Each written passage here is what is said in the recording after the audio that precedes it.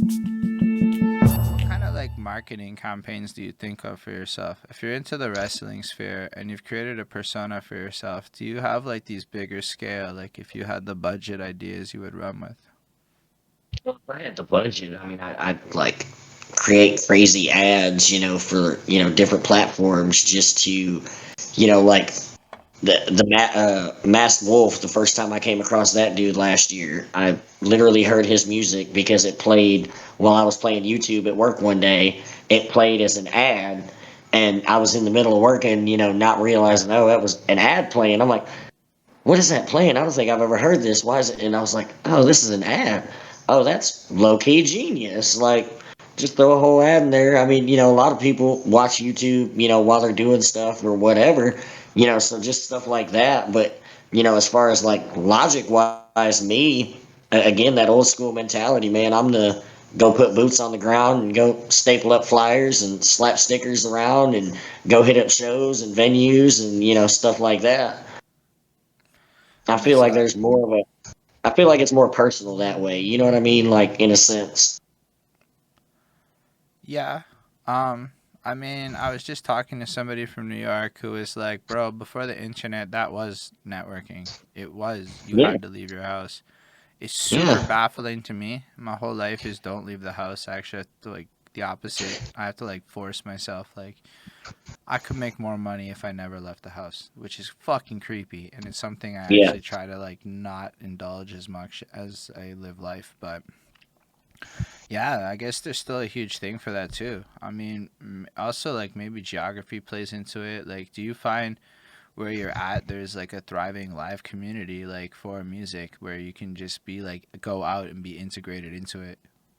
I think it's come back around, man. Like, like I said, I used to do this, years ago, and it was kind of weird. Like the music scene was still kind of weird around here and stuff. But now, I didn't realize up until last year, it's a lot of, that same thing we talked about earlier, people trying to come together and build like a community, and try to, push each other and just genuinely make good music that, it, I don't know. I guess it went from everybody, oh, I can't work with them, I gotta outshine them, or I can't do this, because I gotta do my thing. And now everybody's like, oh, if you and you and you come together, we can get this venue, and we can, rent out and do a show, and now we can bring, so and so along, and now we can, do this and do that. Like it's kind of flipped over, on its head completely from what it used to be when I first started doing music, as opposed to what it is now. So I Yo, think that's everybody why. listen to what that man just said though. I don't know if you heard it, but every music scene out there that be feeling away, listen to what he said. Yo, we link up and we pool resources. We can make bigger moves and collectivize. I'm telling you. That's actually really fresh. And this is Kentucky, right? Like the Yes, sir. local Kentucky scene. I mean, it's just Yes, again, sir. I never think about it, right? Like I'm never going there. So what is like the sound of Kentucky? It's funny. I talk about that all the time, man. And you know, I'll go ahead and say trigger warning. I might hurt some people's feelings saying this, the way I do, but like there for a while we had the Nappy Roots, years ago. That was like the big thing we had. Nappy Roots was kind of killing the scene. And then really, as far as I know, like mainstream wise, I think we've got Jack Harlow, and I think we've got, Bryson Tiller. Both Jack those Harlow artists. comes from Kentucky? Yeah. He's from Louisville, if I'm not mistaken. Um, Hold on, but it's him, Louisville? How do you say it? How do you say it right? Louisville, Louisville. Louisville. Yes, sir. There you Fuck go. me. I've been saying it like Louisville or Louisville my whole life. Normally everybody does. But yeah, I think he's from Louisville, and I think Bryson Tiller might be from Lexington. I'm not sure, but not knocking those guys and what they do or none of that. But I don't think either one of those guys really match, I guess, what I think Kentucky sounds like.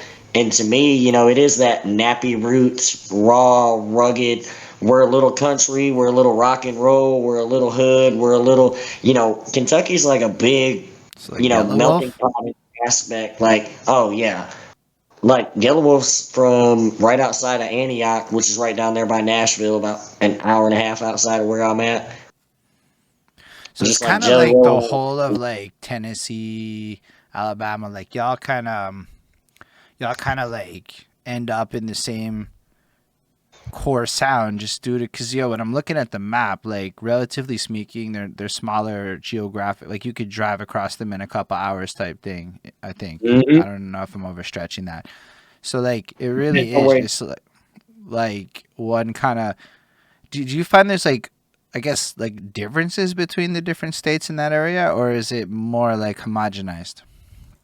I think it's just different, like depending on where it is. But everybody I've noticed, like especially with the South, it's got, depending on where you're at, it's got its own unique sound. Yes, but it's got this, especially where I'm at, like Nashville and all that area has been really known for country, for years. Like that was the country music, mecca, so to speak.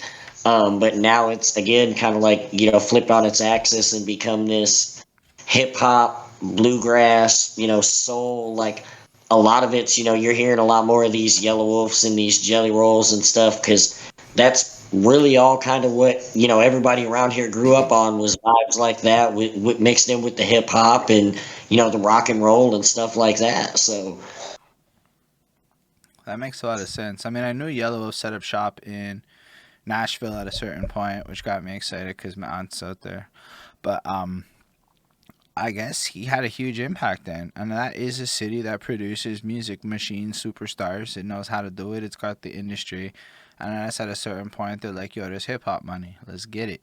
And yeah, there is this crazy amount of people that came in that lane. I know of a few of them, but mostly because of Yellow Wolf. I don't know. He's like yeah. the ambassador to me to the entire movement. Like to me, he'd be like the only guy that would have ever introduced me to any of these people. Maybe Bubba And Sparks, see, but I don't know if he's relevant anymore. Jelly Roll, like for me, I knew a lot about Jelly Roll like back when he was doing the the Welcome to the Trap House and the 10-minute freestyles and stuff. And he's from Nashville and never really got a whole lot of love. And I remember reading an article last year about how they never wanted to let him perform at the Ryman Auditorium, which is like the huge venue in Nashville. And then they finally let him do it last year, and he sold it out in like 45 minutes. So it just tells you how music, the atmosphere has changed down that direction with music. Like I said, it's crazy to me because there weren't a whole lot of shows opportunities back when I was doing music. As Two Face down in the Nashvilles and down in that area, we were more. You had them a lot around here. Like you'd go up north a little bit, but now it's like that's where everybody's trying to go. The Nashvilles and stuff like that. So you're basically geographically set up to create like an ecosystem of live performances in this like Nashville area. Oh yeah, I've done a few in Nashville last year, Clarksville, which is in between me and Nashville, and then I go up to Louisville. I've done a few up there. Right now, I'm trying to work out ones up in Lexington, which is on the other side of Kentucky, and then just work this whole area where I'm at, and then slowly expand out from there. Because, like you said, for the most part, where I sit, everything is within a few hours reach, depending on where I want to go and how I want to do it. So, utilizing those, to my advantage. Yeah, fucks with that heavy. That's super interesting. Like I guess like I said at the beginning of this, I never fucking think of Kentucky. I know about the chicken joint because PFK. I know that might sound strange to you, but PFK, Poulet Frit Kentucky, c'est en français ici au Québec. That shit be all over. It's not really my favorite no more. They got expensive, but like, actually, eating American KFC is like a real bucket list thing for me because I don't think I've ever had American KFC. Bro.